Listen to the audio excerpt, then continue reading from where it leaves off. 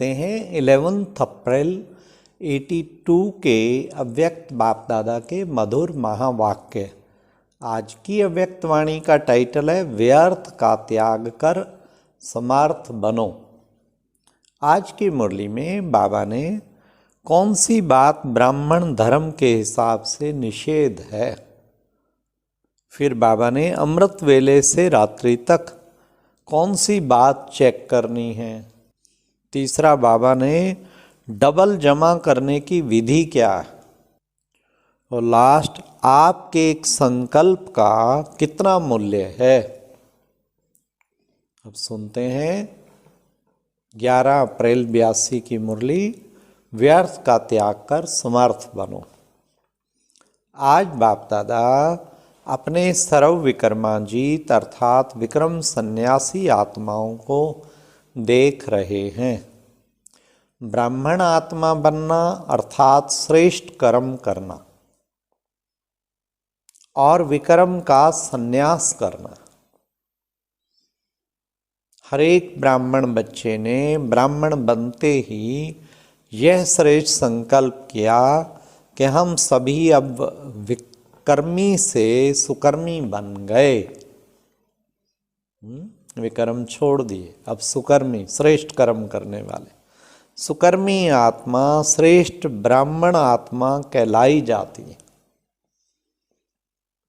तो संकल्प ही है विक्रमाजीत बनने का, यही लक्ष्य है। पहले पहले सभी ने धारण किया ना कि विक्रमाजीत बनेंगे।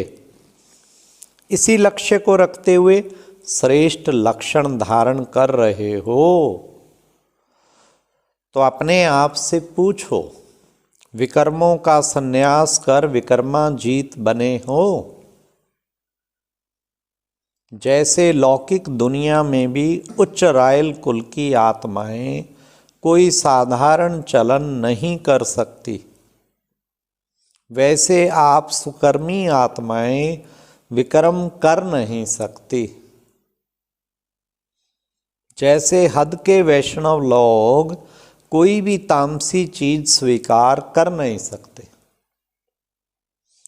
ऐसे विक्रमाजीत विष्णुवंशी विक्रम व संकल्प का तमोगुणी कर्म व संकल्प नहीं कर सकते।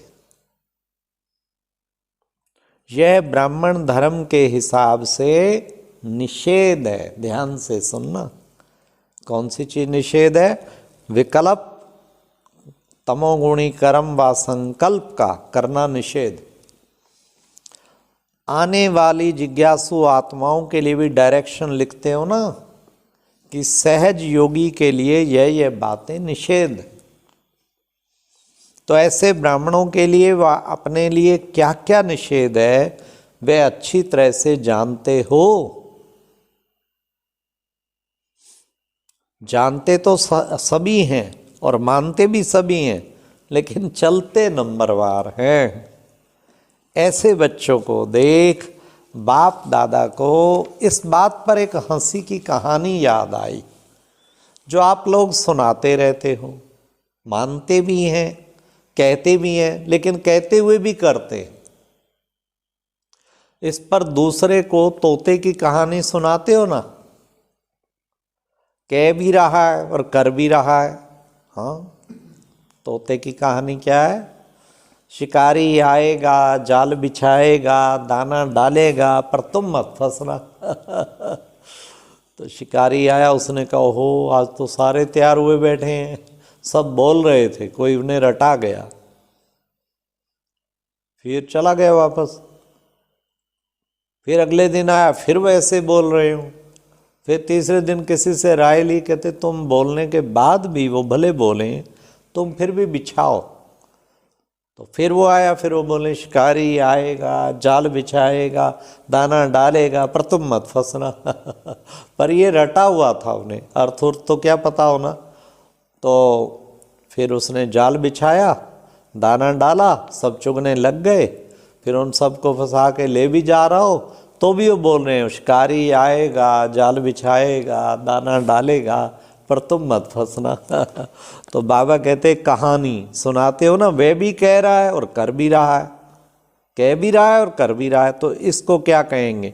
ऐसा ब्राह्मण आत्माओं के लिए श्रेष्ठ लगता है, क्योंकि ब्राह्मण अर्थात श्रेष्ठ। श्रेष्ठ क्या है? सुकर्म या साधारण कर्म। जब ब्राह्मण साधारण कर्म भी नहीं कर सकते तो विकर्म की तो बात ही नहीं है।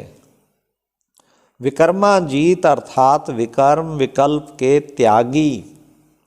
तो देह का संबंध कर्मेंद्रियों से है और कर्मेंद्रियों का संबंध कर्म से। यह देह और देह के संबंध के त्याग की बात चल रही है। कर्मेंद्रियों का जो कर्म के साथ संबंध है, उस कर्म के हिसाब से विकर्म का त्याग। विकर्म का त्याग बिना सुकर्मी व विकर्माजीत बने नहीं कर सकते। विकर्म की परिभाषा अच्छी तरह से जानते हो। किसी भी प्रकार के अंश मात्र के वशीभूत हो कर्म करना अर्थात विकर्म करना है। विकारों के सूक्ष्म स्वरूप रायल स्वरूप दोनों को अच्छी तरह से जानते हो ना। अगर रायल रूप में विकार है व सूक्ष्म अंश मात्र है तो फिर सुकर्मी नहीं बन सकते। फिर बाबा ने कहा अमृत वेले से लेकर हर कर्म में चेक करो कि सुकर्म किया व व्यर्थ कर्म किया व कोई भी कर्म भी किया। पता लगा क्या चेकिंग करनी है? व्यर्थ, सुकर्म या विकर्म, अर्थात श्रीमत के आधार पर कर्म करना। सुकर्म का अर्थ बता रहे हैं। श्रीमत के आधार पर किया हुआ कर्म स्वतः ही सुकर्म के खाते में जमा होता है। तो सुकर्म और विकर्म को चेक करने की विधि यह सहज है। इस विधि से के प्रमाण सदा चेक करते चलो। अमृत वेले के उठने के कर्म को लेकर रात के सोने तक हर कर्म के लिए श्रीमत मिली हुई है।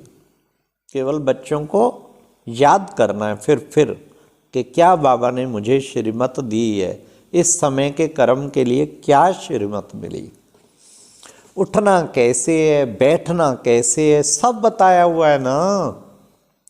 अगर वैसे नहीं उठते तो अमृत वेले से श्रेष्ठ कर्म की प्रारब्ध बना नहीं सकते, अर्थात व्यर्थ और विक्रम के त्यागी बन नहीं सकते। तो इस संबंध का भी त्याग, व्यर्थ का भी त्याग करना पड़े।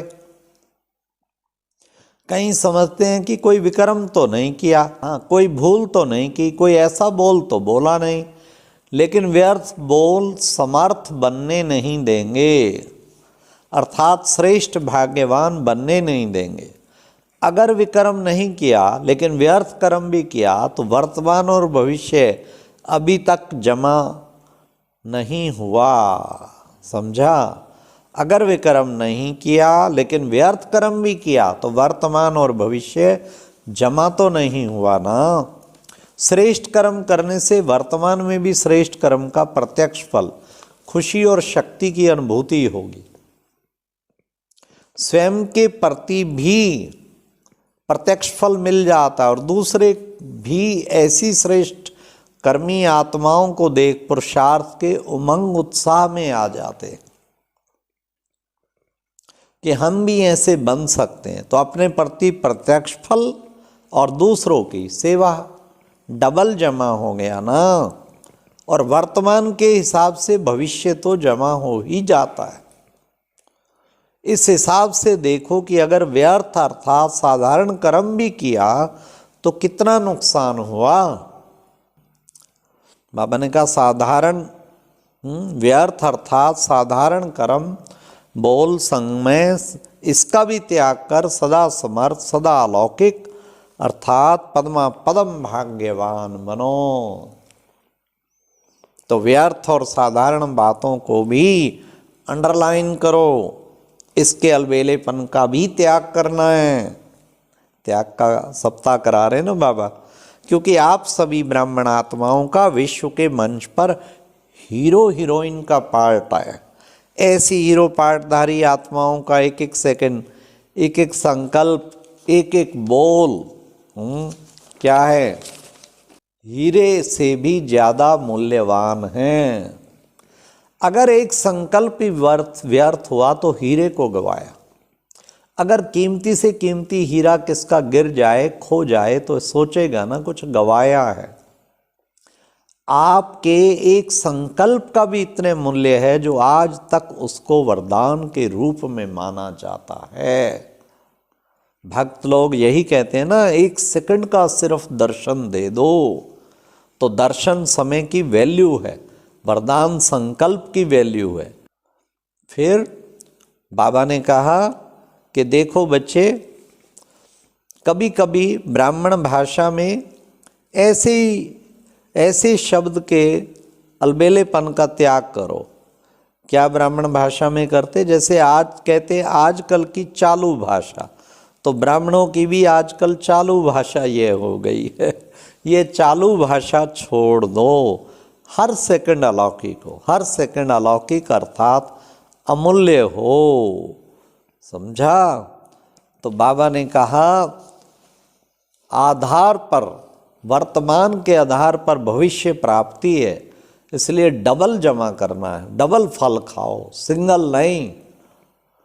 अच्छा, और अब यह एक बहुत अच्छी वीडियो भी जरूर देखें।